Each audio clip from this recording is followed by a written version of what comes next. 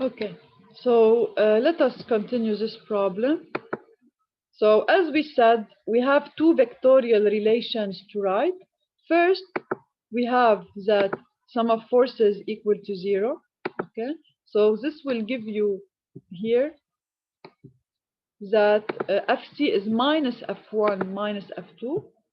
So if you apply that, you have the component of F1 and of F2, so you can calculate easily Fc.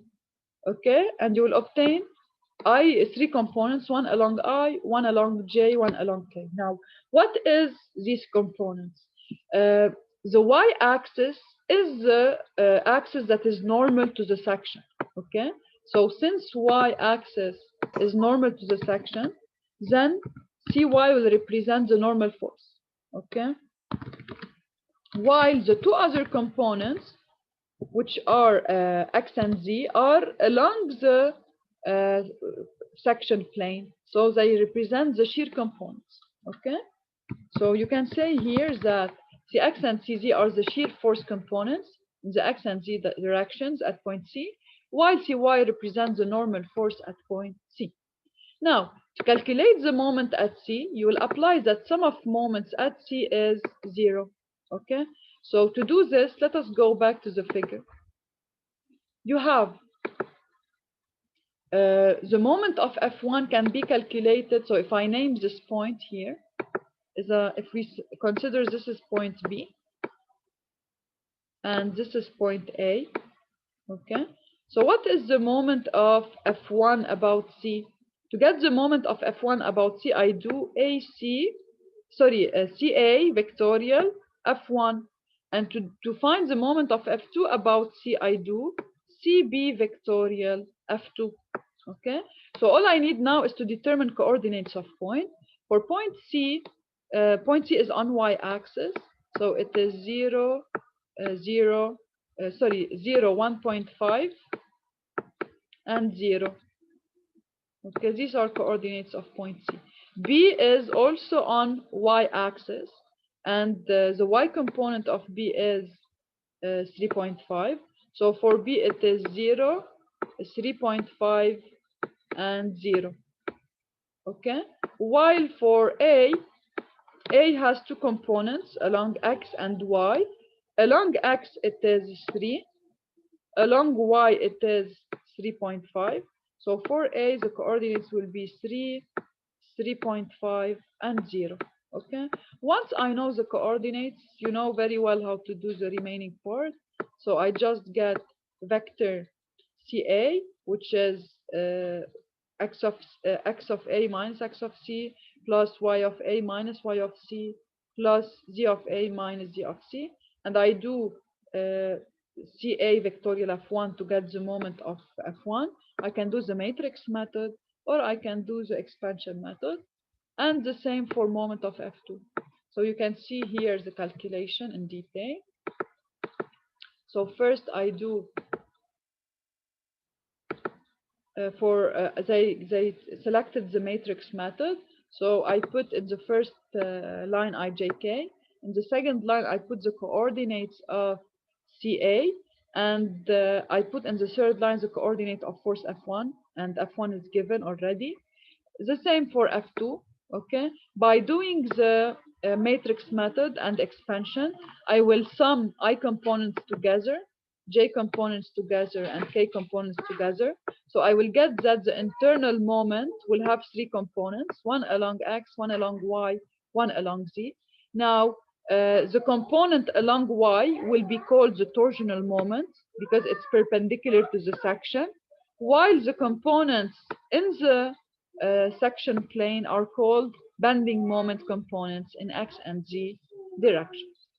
Okay, so as you can see, the internal force chapter is, if you want, just once you know what is internal force, it's like doing equilibrium. It's equilibrium of a rigid body to calculate the internal forces when after doing the. Okay, now concerning the sign convention, we have talked about it together.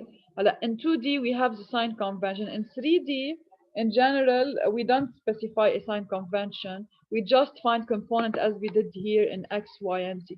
Okay, so they give you all we have to do is to do a section and give the X, Y, Z components for the forces, for the internal forces. Now, what we will start to do together, we will learn how to determine the variation over the beam of internal force. Why this is also very important? Because in general, when you do a design, you should determine the point at which I have the maximum internal forces. So I should determine what is the maximum internal shear, what is the maximum bending moment, what is the maximum normal force. So it's not enough to do a cut at one point. I should be able to draw the variation of my internal forces over the beam. And then once I determine the variation over the beam, I can determine what is the critical points in my beam. Okay? So we will learn together here what is the relation between external loads applied on the beam and internal forces. Okay? This is why first we will consider a very general case. A case, as you can see here, you have a beam, AD, subjected to variable types of external loads. So we have concentrated forces, we have distributed forces, and we have couples. Okay, and we will see that each type of loading will affect in a different way the internal forces. Okay, now to be able to do the analysis and know how the external load affects my internal forces, I will try to take a small segment of my beam and do the analysis of forces on it.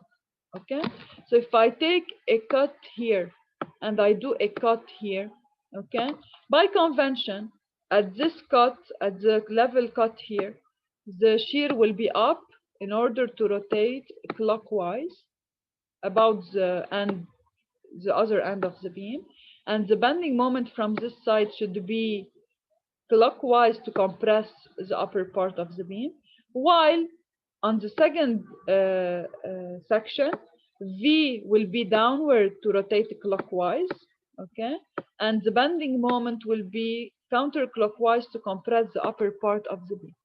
So I end up with the following.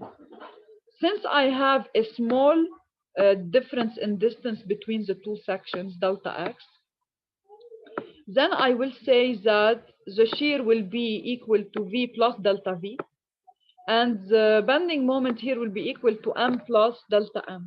And my purpose is to see what is the variation of shear and what is the variation of moment under the different types of possible loading. Okay, so I started by the effect. When I take this section, I will see what is the effect of the distributed load, because here I only have a distributed load. Okay, so whenever you have a distributed load acting on your beam, you can reduce this distributed load into the cutted part, the part we cut, and one equivalent force. Okay, so here, since the distributed load is upward, I will reduce it to a force F that is equal to Wx times delta x, because you know that the equivalent force is equal to the area of this part, which is Wx times delta x.